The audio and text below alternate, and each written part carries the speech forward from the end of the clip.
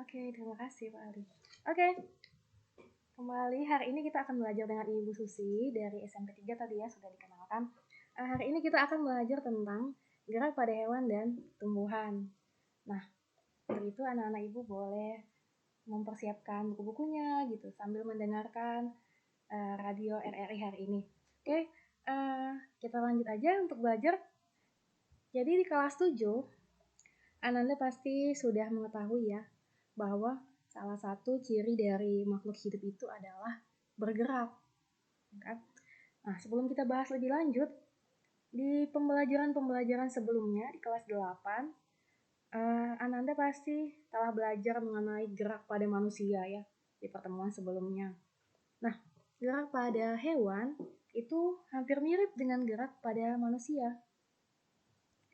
Jadi, gerak pada manusia dan hewan itu biasanya disertai dengan perpindahan tempat yang meliputi seluruh anggota tubuh. Jadi bisa kita amati dengan jelas. Misalnya hewan berjalan atau manusia ya, hewan atau manusia berjalan, berlari, melompat, berenang gitu. Kita bisa lihat dengan jelas gitu ya. Nah, gerakan tersebut, gerakan yang melibatkan perpindahan tempat itu sering disebut dengan nama lokomosi. Nah, itu kalau sekilas tentang gerak manusia ya. Nah, lalu bagaimana dengan gerak pada hewan? Kira-kira sama nggak ya? Hewan di udara, di air, sama di darat geraknya gitu ya. Nah, kita sama-sama simak materi kita hari ini. Jadi hari ini kita akan lebih banyak belajar tentang gerak pada hewan dan tumbuhan. Siapa tahu kan nanti anak-anak ibu ada yang mau jadi ilmuwan-ilmuwan atau peneliti-peneliti yang hebat gitu ya. Atau ada yang mau jadi dokter hewan atau ahli hewan gitu ya. Jadi tujuan pembelajaran kita hari ini adalah supaya anak-anak mampu mendeskripsikan atau bahasa sederhananya menerangkan mengenai gerak pada hewan di masing-masing habitat. Dan yang kedua, supaya bisa mengidentifikasi atau mengenali jenis gerak pada tumbuhan di lingkungan sekitar. Nah, yuk kita masuk. Yang pertama kita akan belajar tentang gerak hewan. Nah, kalau manusia dapat berjalan dan menunjukkan gerak yang mudah diamati, bagaimana dengan hewan? Sama nggak ya gerak pada hewan dan manusia? Kira-kira apa yang membedakan gitu? Nah, ibu aja anak-anak ibu untuk mengamati atau sambil mengingat-ingat hewan-hewan di sekitarnya gitu ya. Karena belajar IPA ini ke alam gitu ya, nggak bisa kita teori-teori tapi nggak bisa mengimajinasikan gitu ya. Jadi kita ibu ajak untuk melihat hewan seperti burung di udara, ikan di laut atau di air ya, ikan di air, kambing di darat. Nah, kalau kita perhatikan ketiga hewan ini habitatnya beda-beda nih ya. Hewan burung terbang di udara, kemudian ikan berenang di air, dan kambing berjalan di darat gitu ya. Kira-kira cara gerak dari ketiga hewan tersebut sama tidak ya? Coba Ananda sambil berpikir gitu ya, kita bayang-bayangkan sama nggak ya kira-kira gitu. Nah, kalau kita lihat-lihat lagi pasti berbeda ya. Dari penyebutannya aja sudah berbeda gitu. Burung terbang, ikan berenang, kemudian kambing berjalan gitu. Jadi geraknya berbeda. Nah, ilustrasi yang tiga itu menunjukkan bahwa hewan di udara, di air, di darat itu memiliki gerak dan sistem gerak yang berbeda-beda. Jadi kalau kita lihat burung bisa bergerak di udara dengan sayapnya. Kemudian ikan bisa berenang di air dengan siripnya. Kemudian hewan darat memiliki otot dan rangka untuk bisa berjalan gitu ya. Nah, hewan juga punya kecepatan gerak yang berbeda-beda. Kenapa bisa gitu? Nah, kita bahas sama-sama. Yang pertama kita akan bahas gerak hewan di air. Jadi ada beberapa hambatan yang membuat ada kesulitan-kesulitan untuk bergerak di air. Karena air itu memiliki kerapatan yang jauh lebih besar dibandingkan udara. Jadi hewan-hewan itu lebih susah atau lebih sulit untuk bergerak di air dibandingkan di udara. Selain itu, air juga punya gaya angkat yang lebih besar dibandingkan udara. Jadi gaya angkat itu membuat segala sesuatu itu bisa naik ke atas gitu ya. Ada gaya angkat. Nah, sedangkan tubuh hewan yang hidup di air, dia punya massa jenis yang lebih kecil dari lingkungannya. Massa jenis yang lebih kecil itu maksudnya gimana gitu ya. Nah, massa jenis yang lebih kecil itu memungkinkan ikan untuk bisa melayang di air, diimbangi dengan gaya angkat tadi. Jadi dia tidak terapung atau tenggelam gitu ya, bisa melayang. Melayang di air, jadi dia tidak mengeluarkan banyak energi untuk bergerak di air. Nah, kalau kita perhatikan, kalau kita bahas hewan air, kita ingat ikan ya. Seperti yang Ibu sebutkan tadi, ikan. Kalau kita lihat bentuk tubuh ikan, ikan ini bentuk tubuhnya cukup unik ya. Beda sama hewan-hewan yang lain gitu. Bentuk tubuhnya ini disebut bentuk tubuh streamline. Dia kayak ramping ke atas gitu ya. Ini memungkinkan tubuhnya meliuk dari sisi ke sisi dan mengurangi hambatan dia saat bergerak di air. Selain itu, ikan juga dilengkapi oleh otot dan tulang belakang yang fleksibel. Jadi dia mudah untuk bergerak di dalam air. Bisa mendorong ekor sama siripnya di dalam air. Dan ikan juga punya yang namanya gelembung renang. Gelembung renang ini akan mengatur naik turunnya ikan di dalam air. Jadi ikan dapat naik turun karena ada gelembung renang di dalam ikan. Nah, kalau kita perhatikan, ikan sering muncul ke permukaan terus ada gelembung-gelembung ya nak ya, kayak gelembung udara gitu ya di atas permukaannya kalau misalnya ikan naik. Nah, itu karena gelembung udara tersebut menghasilkan gas oksigen. Jadi kalau ikan itu muncul ke permukaan, dia biasanya ada gelembung-gelembungnya gitu. Itu karena dipengaruhi oleh gelembung renang tadi. Itu adalah contoh gerak hewan di air. Nah, kemudian kita perhatikan gerak hewan di udara. Kalau gerak hewan di udara, pasti kita kepikiran sama burung ya. Kok bisa ya? Ada nggak pernah Ananda kepikiran? Kok bisa ya burung ini terbang dengan baik di udara? Kok kita nggak bisa ya gitu? Nah, kenapa ya bisa burung ini terbangnya stabil? Kira-kira apa yang mempengaruhi gerakannya gitu ya? Nah, masalah yang dihadapi oleh burung yang terbang di udara itu biasanya gravitasi. Kenapa? Kan kita udah belajar tuh kalau gravitasi atau gaya tarik bumi akan menyebabkan semua benda yang dilempar ke atas pasti jatuh ya. Semua benda yang ada di atas bisa jatuh ke bawah karena adanya gravitasi. Jadi kalau Anda lempar sesuatu ke atas pasti langsung jatuh gitu ya. Itu karena adanya gaya tarik bumi lah. Terus kenapa burung nggak jatuh? Kok bisa burung terbang gitu? Bagaimana kira-kira cara burung melawan gaya gravitasi? Nah, tubuh hewan yang ada di udara harus memiliki gaya angkat yang besar yang dapat mengimbangi gaya gravitasi. Kalau gaya gravitasi membuat dia cenderung jatuh, gaya angkat akan membuat dia naik gitu ya. Jadi harus seimbang antara gaya angkat dengan gaya gravitasinya. Nah, salah satu caranya adalah dengan menggunakan sayap. Kalau kita perhatikan sayap pada burung sama prinsip kerjanya dengan pesawat terbang ya. Kenapa pesawat bisa terbang? Kenapa burung bisa terbang? Karena ada sayap gitu ya. Nah, sayap pada burung ini tersusun atas rangka dan otot yang kuat.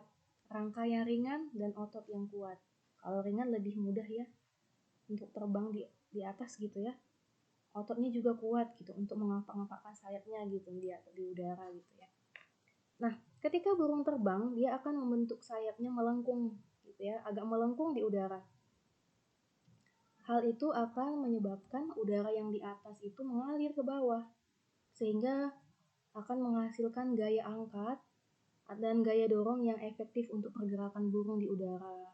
Jadi kalau kita perhatikan burung terbang, dia akan mengepakkan sayapnya ya untuk mengalirkan udara dari atas ke bawah dan menimbulkan daya dorong gitu.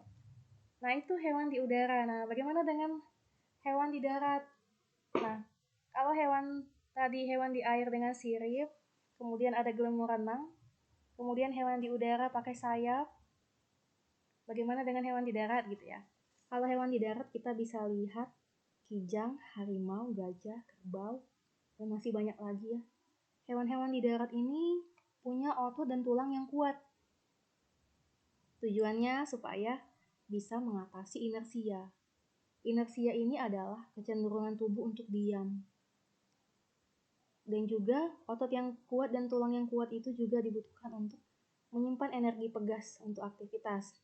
Nah, Ananda kalau pernah melihat gajah sama kerbau, kita bandingkan ya. Gajah sama-sama gemuk sama kerbau. Nah, tapi gajah itu punya pergerakan yang lebih lincah dari kerbau.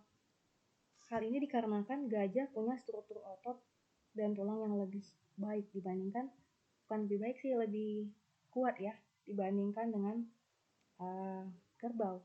Jadi dia lebih mudah untuk bergerak.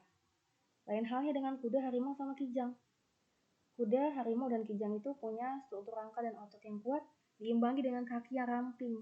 Jadi dia bisa mudah berlari gitu ya. Mudah berlari.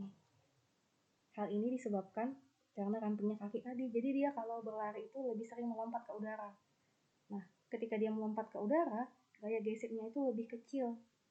Sehingga lebih cepat bergeraknya. Jadi kalau kita bandingkan, tentu jauh berbeda ya gerak antara gajah dan kerbau dengan kuda dan harimau gitu ya. Jadi begitu aja untuk gerak pada hewan.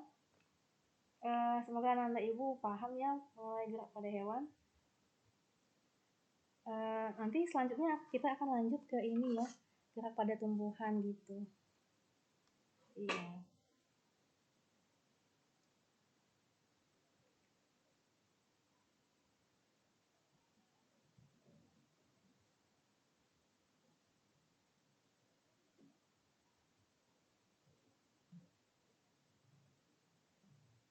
Iya, silakan kalau misalnya ada yang ingin ditanyakan, boleh langsung ditanyakan. Iya, kita akan bahas gerak pada tumbuhan setelah ini.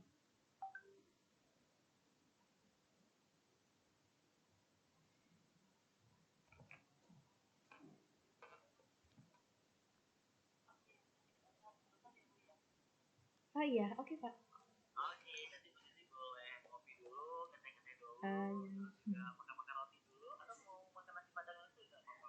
Waduh, terlalu berat Pak. Agak berat ya, Bu? Iya, agak berat. Yaudah, oke, buat Sobat Kreatif kita break sebentar. Kita dengerin dulu lagunya Bunga Citra Lestari, 12 tahun terindah. Itu kita bakal balik lagi ya, tetap di Belajar RRI.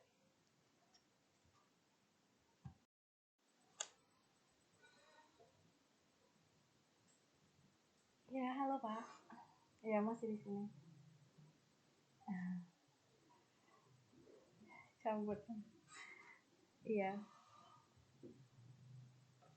Iya, boleh Pak.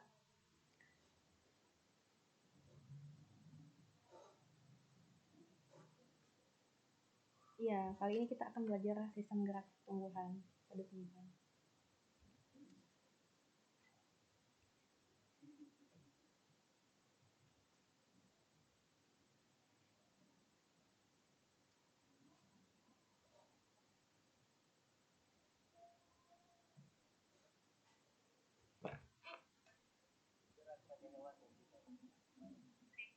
Silakan. Ya, terima kasih kepada Kak Ali. Oke, hari ini kita akan kembali lanjut gerak pada tumbuhan. Nah, tadi kita sudah belajar ya gerak pada hewan. Kalau gerak pada hewan tadi bisa kita amati juga dengan jelas gitu ya. Ada hewan yang berenang, terbang, ada hewan yang jalan di darat gitu ya. Nah, bagaimana dengan tumbuhan? Kira-kira tumbuhan bisa gerak nggak ya? Nah, kalau kita belajar di kelas 7, tumbuhan itu termasuk salah satu makhluk hidup. Berarti tumbuhan bisa gerak dong, kan salah satu ciri makhluk hidup adalah bergerak gitu ya. Nah, Anda pernah perhatikan tidak ya tumbuhan yang bergerak seperti apa ya kira-kira? Tapi bukan gerak karena ditiup angin loh. Jadi kalau ada tumbuhan yang gerak karena ditiup angin, bukan itu contoh gerak tumbuhan. Nah, ibu aja Ananda kembali untuk mengamati daerah sekitar atau untuk membayang-bayangkan tumbuhan yang ibu sebut ini ya. Kita pasti pernah lihat nih, tumbuhan putri malu. Nah, tumbuhan putri malu itu seringkali kalau disentuh pasti daunnya menguncup ya kalau putri malu disentuh. Kira-kira kenapa ya? Nah, ketika daun putri malu menguncup saat disentuh, itu baru merupakan contoh gerak pada tumbuhan. Nah, penasaran kan kenapa? Nah, kita simak bersama di sini ya. Jadi ketika daun putri malu itu bergerak atau mengatup saat disentuh, hal tersebut dipengaruhi oleh yang namanya rangsangan. Nah, rangsangan itu dapat berupa cahaya, gaya gravitasi, sentuhan, zat kimia, dan masih banyak juga yang lain ya. Nah, namun tidak semua gerak tumbuhan itu dipengaruhi oleh rangsangan. Nah, kita bahas lebih lanjut ya. Gerak pada tumbuhan itu berbeda dengan pada hewan. Seperti halnya putri malu tadi. Yang bergerak saat disentuh itu hanya bagian daunnya saja. Sementara pada manusia dan pada tumbuhan geraknya itu lebih ke bagian-bagian tertentu aja ya. Misalnya hanya daunnya saja yang bergerak atau hanya akarnya saja yang bergerak atau hanya batangnya saja. Nah, gitu ya. Jadi hanya dilakukan oleh sebagian bagian dari tumbuhan. Dan gerak tumbuhan ini juga tidak dapat diamati, kebanyakan ya tidak dapat diamati secara kasat mata, secara nyata gitu, secara nyata. Jadi fiktif dong Bu, gitu ya. Karena berlangsung lambat dan terjadi pada bagian sel tumbuhan. Kita tahu ya kalau sel itu tidak bisa diamati langsung, kita harus pakai mikroskop untuk lihat selnya gitu ya. Itu yang menyebabkan dia kebanyakan tidak dapat diamati secara nyata ya. Nah, Ibu ajak Ananda untuk mendalami lebih lanjut jenis-jenis gerak pada tumbuhan. Yang pertama itu ada gerak endonom. Gerak endonom ini gerak tumbuhan yang berjalan spontan dari dalam tubuh tumbuhan. Jadi digerakkan oleh tubuh tumbuhan tersebut dari dalam tubuh. Endo itu artinya di dalam gitu ya. Yang kedua ada gerak higroskopis. Gerak higroskopis ini terjadi karena adanya perubahan kadar air di dalam tubuh tumbuhan. Jadi dia bergerak. Dan yang ketiga ada gerak esionom. Gerak esionom ini gerak yang berasal dari gerak yang terjadi karena adanya rangsangan dari luar. Jadi ada rangsangan dari luar yang menyebabkan tumbuhan tersebut bergerak. Nah, gerak endonom contohnya adalah gerak mengalirnya sitoplasma di dalam sel. Di dalam sel nih kita nggak bisa lihat langsung, kita harus pakai mikroskop. Jadi kalau kita amati tumbuhan Hydrilla fertilicata gitu, boleh sambil googling gitu ya, apa tuh tumbuhan itu ya. Itu biasanya tumbuhan yang ada di kolam ya, ada di air perairan. Kayak rumput laut, mirip rumput laut sedikit ya. Kalau kita perhatikan struktur daunnya itu kalau diamati di mikroskop, dia itu berbentuk seperti batu bata. Batu bata kalau kita lihat tukang bangunan atau kita lagi bangun, orang tua kita bangun rumah, kita bisa lihat susunan batu bata itu seperti itulah selnya di dalam. Nah, di dalam sel itu ada yang namanya sitoplasma. Jadi sitoplasma itu bergerak, berkeliling di dalam sel. Nah, gerakannya itulah yang disebut dengan gerak endonom. Jadi kita nggak bisa lihat dong secara langsung. Kita harus pakai mikroskop. Oke, itu gerak endonom. Yang kedua, gerak higroskopis. Gerak higroskopis ini gerak bagian tubuh tumbuhan karena pengaruh perubahan kadar air di dalam sel. Jadi dia bergerak. Itu terjadi karena ada pengerutan ya. Kalau kadar airnya berkurang pasti ada pengerutan. Contohnya terbukanya buah polong-polongan. Polong-polongan ini contohnya petai atau petai Cina. Nah, ketika buah polong-polongan ini sudah tua, akan terjadi yang namanya penurunan kadar air. Kadar airnya akan berkurang. Akibatnya terjadi pengerutan pada bagian buahnya. Atau pada bagian petainya tadi ya, itu kita anggap buah petainya itu. Buah polong-polongan namanya. Jadi pengerutan itu membuat buah polong tersebut menjadi terbuka. Makanya kalau kita lihat tumbuhan petai-petaian, petai Cina atau petai, dia kalau sudah tua biasanya terkelupas gitu. Terkelupas itunya ya, buahnya ya. Jadi keluar petai-petainya gitu. Nah, gerakan mengelupas atau terbukanya buah polong itu namanya gerak higroskopis. Ada lagi contoh lain gerak higroskopis, seperti terbukanya buah tumbuhan pacar air. Nah, apa itu pacar air? Boleh sambil googling, tumbuhan pacar air gitu ya. Itu sama seperti tumbuhan polong-polongan tadi. Jadi setelah kadar air di dalam buahnya itu berkurang, dia akan terbuka. Akhirnya bijinya keluar. Nah, itu gerak higroskopis. Gerak higroskopis yang lainnya itu contohnya buah kapuk. Kalau pernah lihat tumbuhan kapuk itu mirip tumbuhan kapas, dia tinggi ya. Nah, pecahnya kulit buah kapuk. Jadi ketika sudah tua, kulit buahnya akan berkurang kadar airnya, lalu dia akan mengelupas atau pecah gitu ya, sehingga nampak kayak kapas-kapas bergelantung gitu ya. Itu buah kapuk. Itu merupakan contoh gerak higroskopis juga.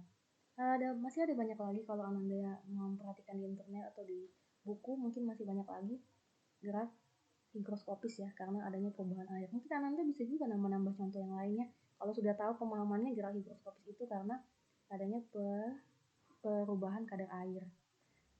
Kemudian yang ketiga ada gerak esionom. Gerak esionom ini adalah gerak tumbuhan karena adanya rangsangan dari luar. Gerak esionom ini dibagi-bagi lagi. Ada yang namanya gerak tropisme, ada gerak taksis, dan ada gerak nasti.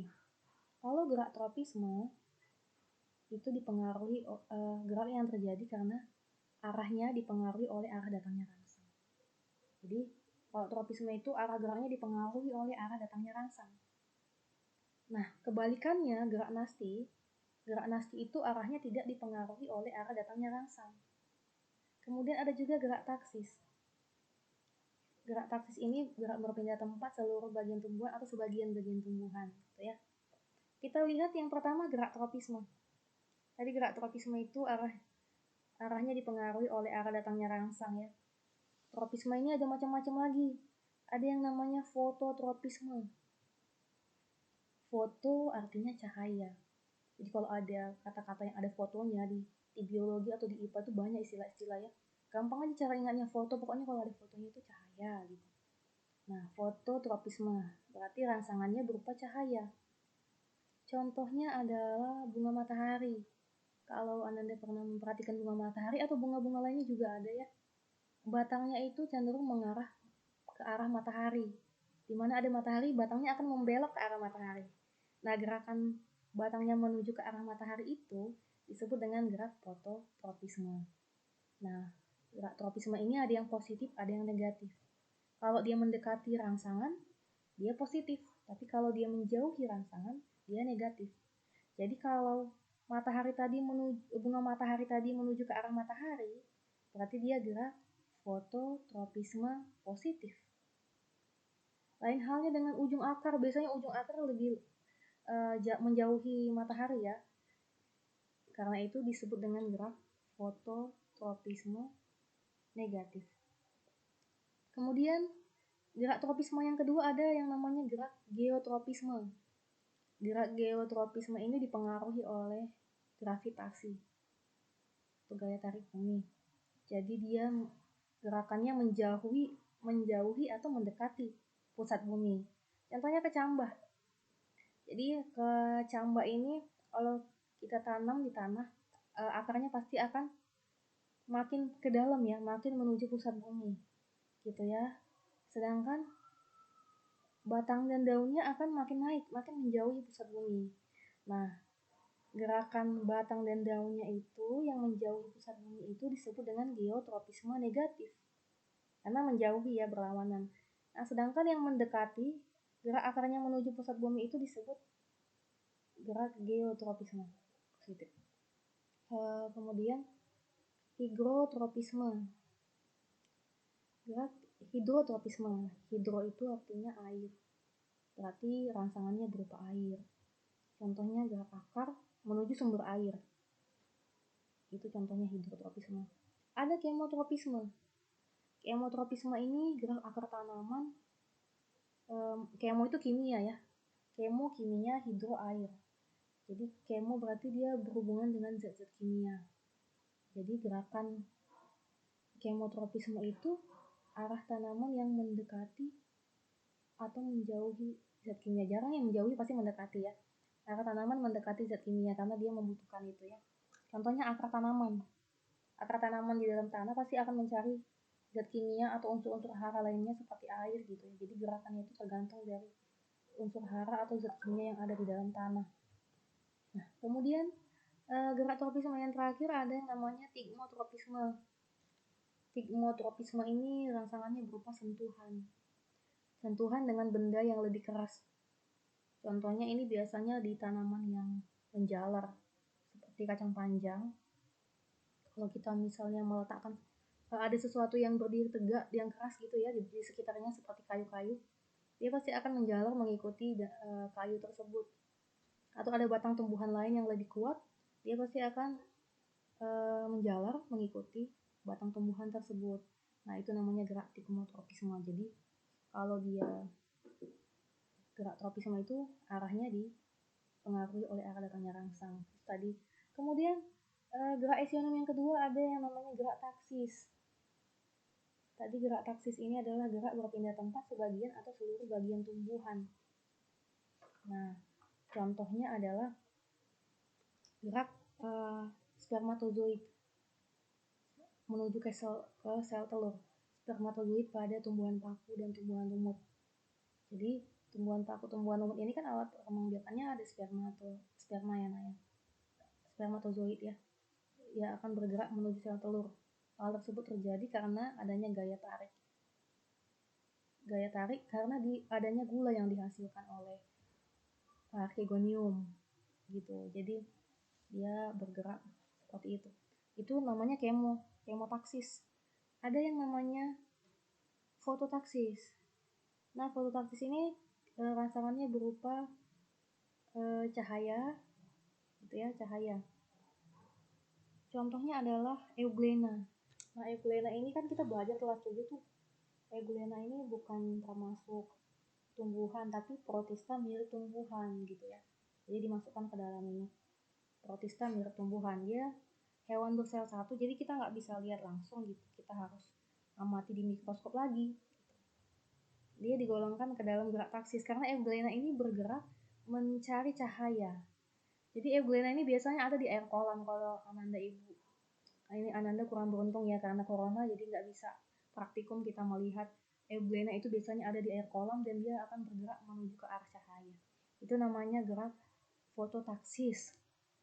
Tadi tropisme udah, taksis udah. Kita lanjut ke gerak yang terakhir yaitu gerak nasti. Gerak nasti ini gerak ya tumbuhan yang arahnya tidak dipengaruhi oleh arah datangnya rangsang. Jadi geraknya arahnya tidak dipengaruhi oleh arah datangnya rangsang. Contohnya fotonasti. Jadi gerak nasti ini ada macam-macam ya. Yang pertama ada fotonasti. Fotonasti ini foto tadi cahaya ya. Jadi gampang aja kalau misalnya ada fotonasti berarti gerak nasti yang dipengaruhi oleh cahaya. Contohnya bunga pukul 4. Nah, mungkin ada yang belum tahu apa itu bunga pukul 4, boleh cari-cari tahu gitu di googling nanti. Jadi bunga pukul 4 ini dia hanya mekar di saat matahari terbenam. Ketika matahari sudah terbenam baru dia gitu ya mekar gitu. Jadi dia dipengaruhi oleh cahaya, adanya cahaya. Kemudian ada yang namanya gerak niktinasti. Nah, gerak niktinasti ini dipengaruhi oleh keadaan siang atau malam hari. Hampir mirip kayak yang tadi ya. Kalau fotonasti ini lebih cenderung ke cahaya, gelap terang gitu. Sore hari pun dia sudah menunjukkan pergerakan gitu ya. Kalau niktinasti ini kondisi siang dan malam, dipengaruhi oleh kondisi siang dan malam. Kalau Anda pernah lihat bunga merak, Caesalpinia pulcherrima, atau daun lamtoro, daunnya mirip daun petai-petaian ya. Dia itu daunnya akan menutup saat malam hari. Kemudian saat siang hari dia kembali membuka. Gerakan menutup dan membukanya itu disebut dengan gerak niktinasti karena dipengaruhi oleh kondisi siang dan malam hari. Nah, kemudian ada lagi namanya gerak tigmonasti. Tigmonasti ini disebut juga dengan seismonasti. Jadi, ada yang menyebut tigmonasti, ada yang menyebut seismonasti. Tigmonasti atau seismonasti ini gerakannya dipengaruhi oleh rangsangan berupa sentuhan. Contohnya tadi yang Ibu sampaikan di pengantar, daun putri malu. ketika kita sentuh dia akan menutup daunnya ya, karena adanya rangsangan berupa sentuhan. Jadi nggak peduli kita sentuh dari manapun, dia akan tetap menutup gitu, mau dari pinggir dari tengah gitu dia akan menutup, jadi tidak dipengaruhi oleh arah datangnya rangsang. Kemudian gerak nasti yang berikutnya ada gerak termonasti. Gerak termonasti ini contohnya bunga tulip. Termo itu artinya suhu ya, suhu, termometer, alat untuk mengukur suhu gitu ya. Jadi ingat aja termo itu hubungannya dengan suhu. Nah, termonasti ini adalah gerak tumbuhan yang dipengaruhi oleh rangsangan berupa suhu. Contohnya bunga tulip di Jepang, di Indonesia nggak ada ya. Jadi bunga tulip di Jepang itu cuma mekar di saat musim semi, musim yang lain nggak gitu ya. Kenapa? Karena ketika musim semi suhunya hangat, jadi dia dipengaruhi oleh suhu. Jadi ketika dia pergerakan dia mekar itu yang dipengaruhi oleh suhu itu disebut dengan gerak nasti, gerak termonasti ya tadi ya. Ada lagi gerak nasti kompleks. Nah, gerak nasti kompleks ini adalah gerak yang dipengaruhi oleh beberapa rangsangan, jadi lebih dari satu. Rangsangannya bisa karbon dioksida, cahaya matahari, zat kimia, dan suhu. Nah, itulah untuk gerak-gerak pada tumbuhan. Jadi cukup banyak ya istilah-istilahnya dan itunya ya, penjelasannya ya. Baik, jadi udah banyak ya Bu ya untuk gerak tumbuhan ini. Itu ada tadi nasi kompleks, yang kali ini juga ada nasi, terus ada dinasti ya Bu ya. Iya, ada macam-macam Pak. Ada macam-macam ya untuk yang nasi gitu ya, ada pada nasi juga. Baik, untuk sahabat kreatif, selanjutnya mungkin udah pada paham semua nih Bu, alhamdulillah. Gak ada pertanyaan ya Pak ya, sepertinya. Iya, sebenarnya mereka sudah paham semua ini. Iya. Jadi kita juga bangga rupanya untuk juga sudah paham seperti yang kita gitu banget. Tapi ada yang say hi nih Bu di live streaming kita. Oh Ada iya. Farid Wijayanto katanya dia halo. Terus ada Akbar Maulana katanya halo. Terus ada Rian Erdianto apa Oh iya. Iya, itu murid-murid saya semua itu Pak. Mengikuti sepertinya. Oh iya. Jadi untuk kita obrol kita siang hari ini. Baik Ibu, sebelum kita closing, Aldi pengen nanya ke Ibu. Menurut Ibu, pendapat Ibu gimana untuk belajar di RRI Pro FM ini? Ini sebuah pengalaman baru ya, ada belajar di RRI gitu ya. Jadi guru-guru lain juga boleh mencoba gitu pengalaman baru supaya anak-anak juga mungkin bosan pembelajarannya gitu-gitu aja, boleh cari metode lain gitu.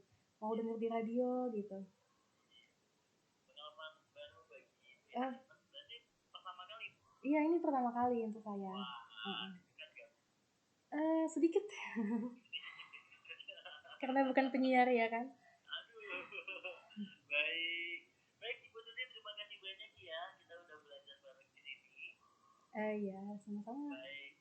Dan mungkin kami dari Pro 2 FM ingin menyampaikan salam untuk keluarga besar SMP 3 Bu. Iya, nanti akan disampaikan salamnya kali. Oke, dan juga untuk Bu Tuti sehat selalu ya Bu ya. Iya, terima kasih. Terima kasih. Sehat-sehat juga. Iya, kami terima kasih. Selamat siang. Iya, selamat siang. Oke, sahabat kreatif itu dia Bu Tuti dari SMP Negeri 3 Tanjung. Kita belajar bareng di Pro 2 FM, belajar di RRI. Dan pastinya buat sahabat kreatif jangan pindah frekuensi. Kamu masih ada informasi lainnya yang nanti Aldi bakal kasih, dan juga dengerin terus